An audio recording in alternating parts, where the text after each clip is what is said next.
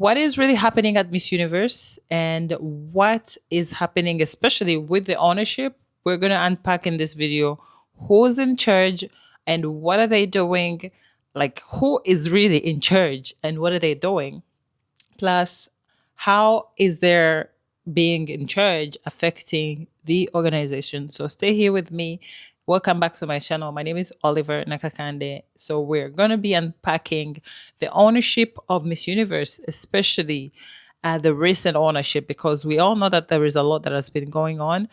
And I'm going to give you back some history. Your girl did some research. But before I get into it, I want to thank everybody that took their time to write and, leave a comment. Because in my previous video, I was asking what is really happening? What is going on? And honestly, from you guys, you gave me some of the the most beautiful comments. And actually, I do want to get to read two of them. I do have my notes here. I want to get to read shout outs to Play for Diva. She was talking about, Miss Universe is changing CEOs right now. So basically, the power is in transition. So that transition takes time, but the event was happening at the same time. So this was a video that I made about, Nawad embarrassing or harassing or whatever he did to Miss Mexico or Mexico. And you guys really showed up. And then Sarah Lives, she said that to answer your question, now it became involved as he is now the head of Miss Universe Thailand. And Thailand being the host country for Miss Universe this year, they involved him to lead the production. Okay, so I'm not going to read the whole thing. If you want to go through the comments, go onto that video and actually read for yourself. But I really want to thank you guys because that was really, really informative. Now, let's get into this video. We're asking what is going on. I love to know the things from where they really start from before I just make any conclusions. But I did a lot of research and I found that what I found was nothing different from what you guys were telling me. But I thought I would come on here and share what I found because I found something and I think it is interesting. And I think the most interesting part is how the changes in ownership in Miss Universe could affect, the Miss Universe organization, especially the pageant that is going on right now and the next coming pageants. That is, if it's actually going to go on. Because the things I found out, it's just there's so much going on in the background. Now, first off, we all know that the competition is happening right now in Thailand, and Thailand is known for their host culture in pageantry. They've hosted a lot of beauty pageants, major pageants like Miss World, Miss Universe, I believe. So they are in this thing and they know exactly what they're doing. And now we do have Nawat on the other side, who is also from the same country, but he runs this media team, like a production team. So we're going to get into all of that and how did we get to Nawad. But I think one of the comments that I read actually gave us a hint on how we got to Nawad.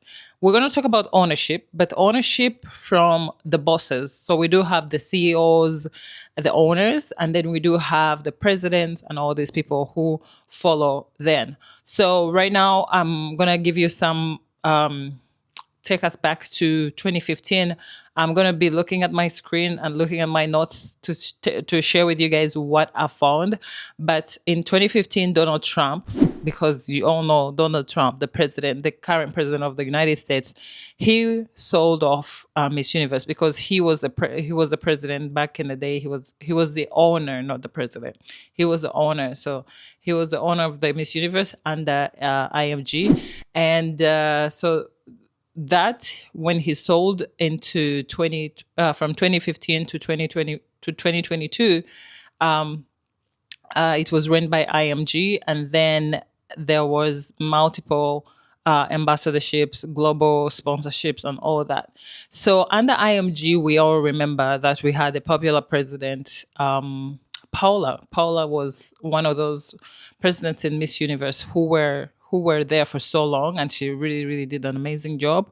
I see a lot of people trying to call out for her to maybe come back and step in, maybe bring her wisdom. Because if you have done something for so long, you know exactly how to run it. And people believe that Paula definitely probably should come back on board and run the Miss Universe organization, because she ran and there was really close to less, it was really less chaos compared to the chaos we're seeing right now. So fast forward to 2022, Anne, we know Anne from JKN Global, the global group.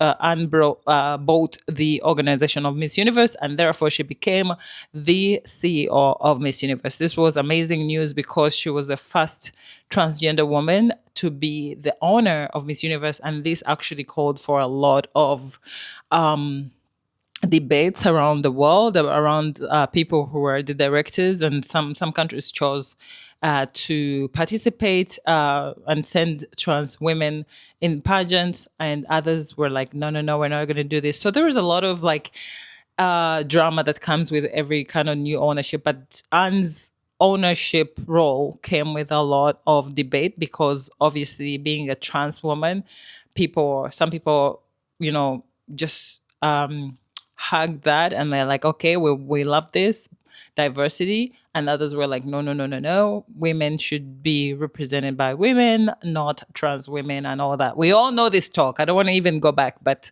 that's not why we're here. So moving forward, she made a promise, and she said that this is what she said. She said she wanted to transform Miss Universe into a platform for women empowerment and inclusion, right? So to include everybody. And fast forward, still on the ownerships in 2024, she partnered with Raul. So Raul is from the Legacy Holding Company, I believe that is in Mexico, and they partnered. And in this partnership, Anne sold off 50% of the shares of the Miss Universe organization to Raul. So Raul became a half 50% owner of Miss Universe. So now we do have two countries owning the same franchise. We do have Thailand on one side, and then we do have Mexico on the other side. And then I also want to remind you that these are power countries in terms of beauty pageants and all that. They've been doing so well. Both of the countries have produced some of the winners, previous winners before. So fast forward to today, 2025, when Anne partnered with Raul. What's going on now? The event has to happen under this new partnership. So there is an appointment of Mario. Mario was appointed to be the new CEO because Anne had stepped down as CEO, because she was owner and also CEO at the same time. So she had stepped down as CEO, and there are so many reasons behind why she stepped down, but that's not the point for this video today. We want to just look at how these roles have been just going on and on and on. So moving on. So we want to talk about why there are so many changes. I'm sorry, guys. I'm going to be referring to my notes a lot because I don't want to give anything false. And if there is anything that I'm saying that is not the way it is, you feel free to correct me in the comment section. If there is something that I'm missing out, let me know, because I feel like this is important to look at, especially following the previous events that happened with Nawat and Miss Mexico in Thailand. That is actually what triggered me to look into this issue and say, what is going on? How did we get here? And I honestly never seen anything like that before, like that kind of humiliation. But it is also not new if it comes from the other side, but this is what drew me to this point. So if there is any more information, you guys, feel free to share it with me. So why so many changes? We're going to talk about why there are so many changes. First of all, there was a financial strain on JKN Global. So we know that some of the reasons allegedly that she stepped down as new CEO. As CEO is because of she had some debt restructuring and a lot of stock issues. So I'm going to try to put the links of where I got these sources, because it is everywhere. If you really look into the news, it's everywhere. It's written new investors, so people to come on board. And this is what led to Raul to be on board and being 50% owner of Miss Universe. Now, going ahead, so we know that all this ownership organizations or people, they do come with different missions and visions, even though Miss Universe itself has one sole mission, which is about women empowerment. But when you go back to the ages of IMG, it was all about corporate entertainment. In the times of in the times of Donald Trump, it was corporate, it was entertaining. Miss Universe was all about that. Then Anne comes in and is like a lot of chaos. Women are not really being empowered, even though they do have the power and they do have the voice and they know their stand. But the organization itself, like there's been some glitches here and there. So obviously the shift in leadership priorities, everybody who's coming on board has their own things that they really, really want. For example, when they appointed Nawat to be the director of this year because it's in Thailand. Da, da, da. By the way, I do not like the fact that the Miss Universe organization and the people, like I'm talking about the boss as the CEO, could run a pageant when they're not even on site, like they are not there, because we're talking about 100 and over 120 women being in that country, and then you do appoint someone who is not into the system at all. Like he's totally has his own priorities, his own mindset, the way he sees things. How do you appoint this person and then front him to be a director? So that really didn't make sense. Even though Raul came out and was like, okay, now what needs to stop? It shouldn't have happened in the first place. But it goes back to the point that I just made, that there is a shift in leadership priorities. Everybody who's on board has different priorities. And because they do have different priorities, they want their priorities to be fronted. Okay, number 2 here is financial instability. We can all know that, or we can all see that the way Miss Universe used to be back in the day is not the same anymore.